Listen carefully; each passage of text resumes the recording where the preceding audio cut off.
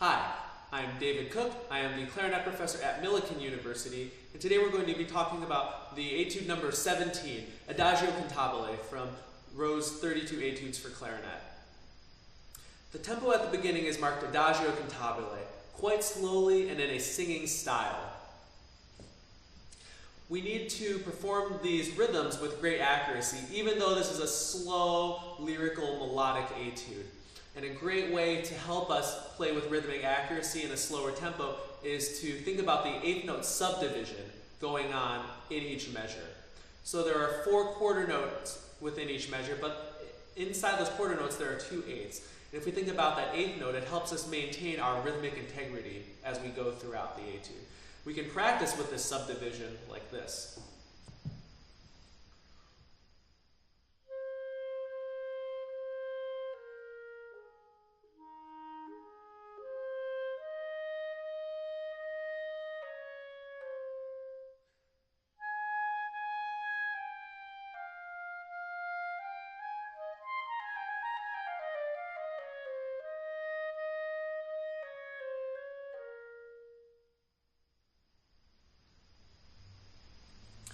And then when we play it as printed, we need to keep that subdivision going on internally in our head to help us play with great rhythmic accuracy. You may have noticed that in the 32nd notes in measure 3, I didn't play them completely evenly. I took what was called rubato, where we stretched the time a little bit for an expressive purpose. In this case, we want that singing style to permeate this whole etude. Instead of playing them perfectly accurately,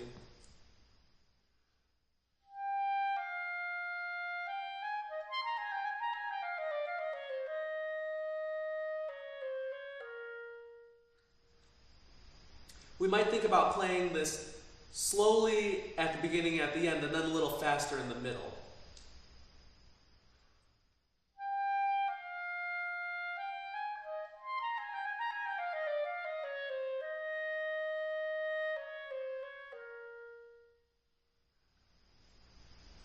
This idea of rubato can also be applied to the sextuplets that are very common in this etude.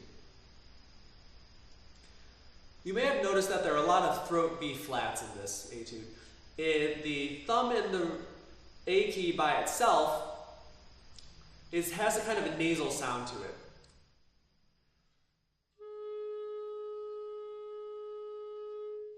It's thin, it doesn't resonate like the rest of the notes on the instrument tend to do.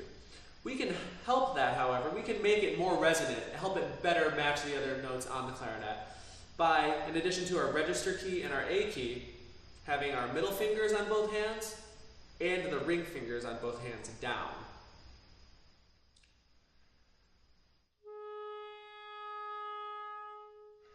Here's without those extra fingers on the left and right hand.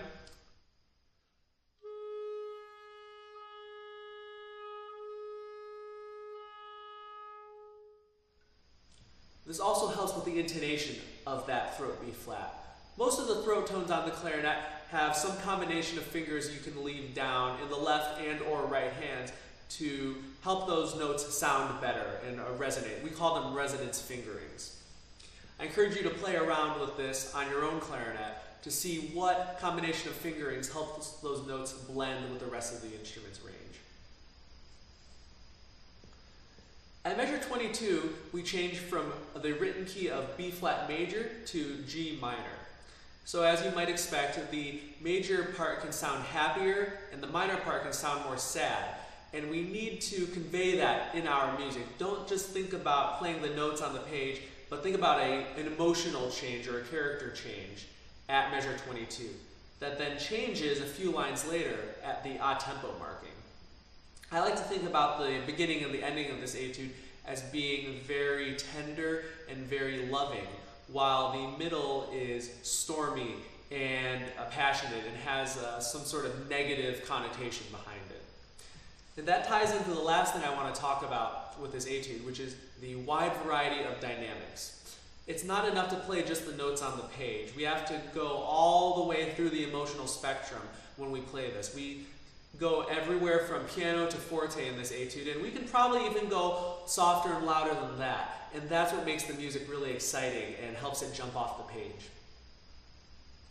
I hope you found this helpful in preparing for your all-state auditions. If you have any questions for me or would like to know about taking a lesson with me, please email me at dcook@millikin.edu. Thanks for listening today, and happy practicing.